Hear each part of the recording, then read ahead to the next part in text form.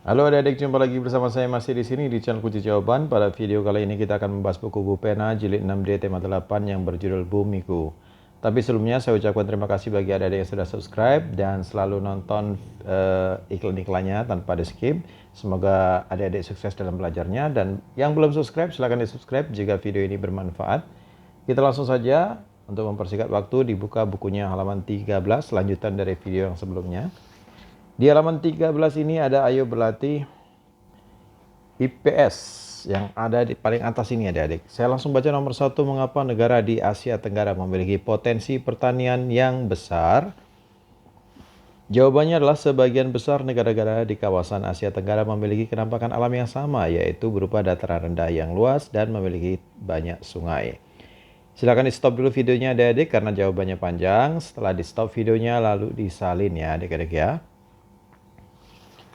Nomor 2, mengapa Thailand disebut sebagai salah satu lumbung padi di Asia Tenggara? Jawabannya adalah karena Thailand mampu menghasilkan padi dalam jumlah besar setiap tahunnya dan menyuplai ke negara-negara lain.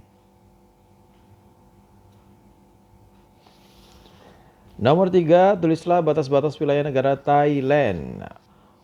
Oke, jawabnya adalah sebelah utara ada Laos dan Myanmar, batas sebelah selatan adalah Malaysia, batas sebelah barat adalah Myanmar dan Samudra Hindia, dan batas yang terakhir sebelah timur adalah Laos dan Kamboja. Stop videonya dan disalin. Kita lanjut ke nomor 4, tulislah 3 contoh pemanfaatan Sungai Chao Phraya dalam kehidupan masyarakat Thailand. Yang pertama adalah dataran rendah menjadi subur. Ya, yang kedua sebagai sarana transportasi, dan yang ketiga adalah Sungai Chao Phraya mengalir di tengah negara Thailand.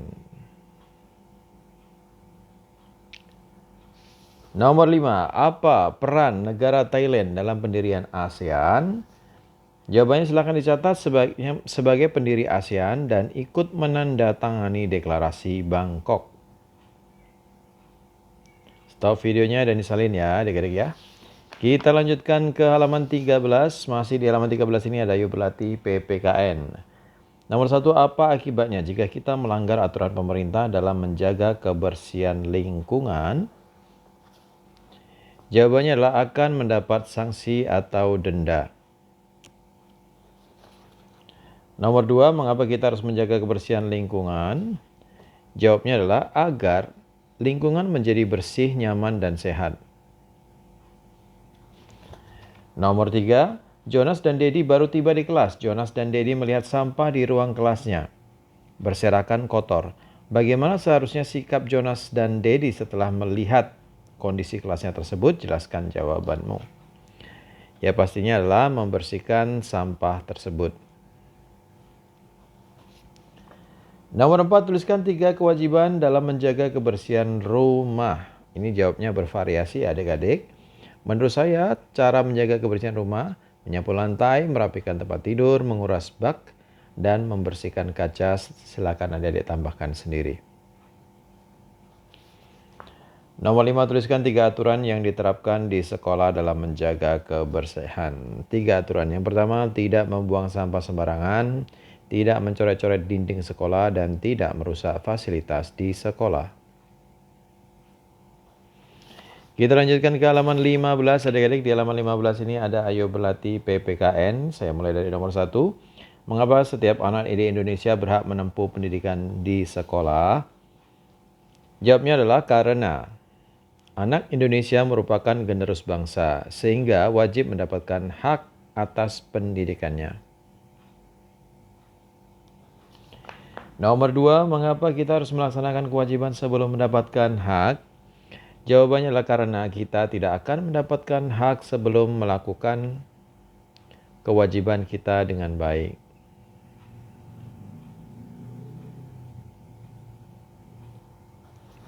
Nomor 3, tulislah 3 kewajiban seorang pelajar. Yang pertama belajar, yang kedua menghormati guru, yang ketiga menaati tata tertib, dan masih banyak lagi.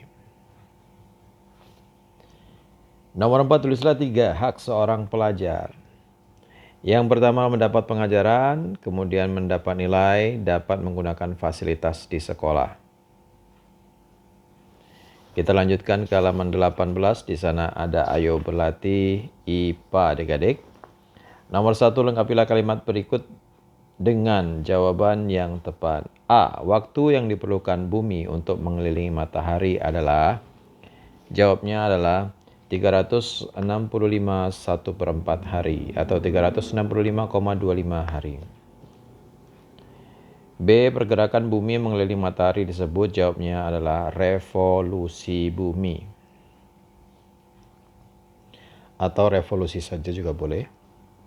C. Jenis penanggalan yang berdasarkan revolusi bumi adalah, jawabnya penanggalan Masehi atau Syamsiah.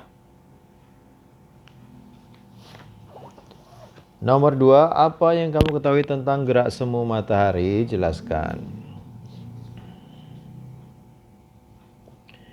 Nomor 2, gerak semu matahari merupakan posisi matahari yang berubah-ubah. Hal ini dikarenakan bumi mengalami revolusi dengan sumbu rotasi yang miring. Nomor 3, apa manfaat rasi bintang dalam bidang pertanian? Jelaskan. Jawabnya adalah untuk menentukan kapan petani akan menabur dan kapan saatnya panen harus dilakukan. Nomor 4, tentukan pernyataan berikut benar atau salah, setelah itu berikan alasanmu. A. Pada bulan Desember hingga Januari, negara Jepang mendapat sinar matahari lebih banyak dibandingkan negara Selandia Baru. Jawabnya adalah salah.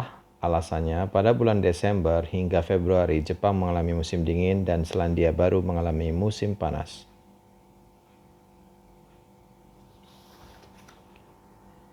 B. Indonesia adalah negara yang memiliki 4 musim, yaitu musim semi, musim panas, musim gugur, dan musim dingin.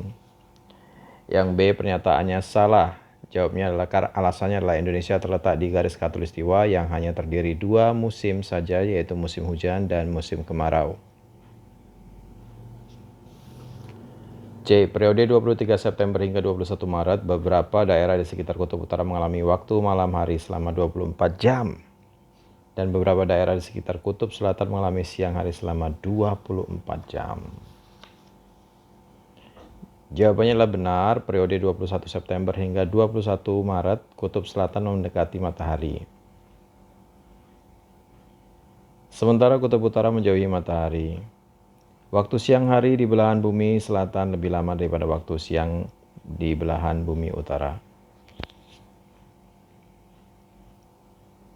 Kita lanjut ke halaman 23. Di halaman 23 ini ada ayo berlatih bahasa Indonesia. Seperti biasa, adik-adik silakan baca dulu sebuah teks yang berjudul Keanekaragaman Sumber Daya Alam Hayati di Indonesia. Setelah itu, perintahnya adalah berdasarkan teks karena keanekaragaman sumber daya alam hayati di Indonesia. Kerjakan soal-soal berikut. Nomor 1, tulislah kata-kata kunci beserta maknanya dari teks di atas.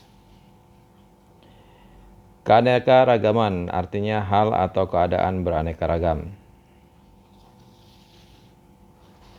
Kemudian sumber daya alam hayati artinya sumber daya alam yang berasal dari makhluk hidup atau berhubungan dengan makhluk hidup. Nomor 2, tulislah pokok-pokok pikiran dari setiap paragraf dalam teks di atas. Pokok-pokok pikirannya, yang pokok pikiran paragraf pertama adalah sumber daya alam adalah segala sesuatu yang berasal dari alam yang dapat digunakan untuk memenuhi kebutuhan hidup manusia yang terdiri dari sumber daya alam hayati dan sumber daya alam non-hayati. Pastinya silakan di stop videonya dan disalin. Untuk paragraf yang kedua, salah satu sumber daya alam hayati adalah sumber daya alam nabati yang dibagi menjadi 2, yaitu sumber daya alam pertanian dan sumber daya alam perkebunan.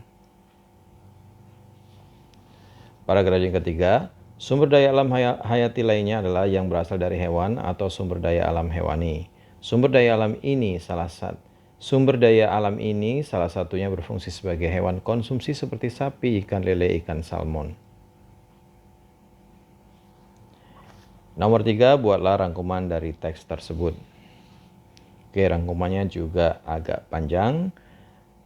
Sumber daya alam adalah segala sesuatu yang berasal dari alam yang dapat digunakan untuk memenuhi kebutuhan hidup manusia yang terdiri dari sumber daya alam hayati dan sumber daya alam non-hayati. Salah satu sumber daya alam hayati adalah sumber daya alam nabati yang dibagi menjadi 2, yaitu sumber daya alam pertanian dan sumber daya alam perkebunan. Sumber daya alam hayati lainnya adalah yang berasal dari hewan atau sumber daya alam hewani. Sumber daya alam ini salah satunya berfungsi sebagai hewan konsumsi seperti sapi, ikan lele, dan ikan salmon. Nah, adik-adik, sampai di situ dulu ya perjumpaan kita pada video kali ini. Semoga video ini bermanfaat untuk adik-adik semua. Jangan lupa diulang-ulang pelajarannya. Bagi yang sudah subscribe, terima kasih banyak atas dukungannya. Bagi yang belum, silahkan di-subscribe jika video ini bermanfaat. Jangan lupa di-like dan di-share kepada teman-temannya agar mereka juga bisa mengerjakan buku Bu Pena jilid 6D dengan mudah, yaitu tema 8 Bumiku. Mohon maaf dengan segala kekurangannya. Terima kasih dan sampai jumpa.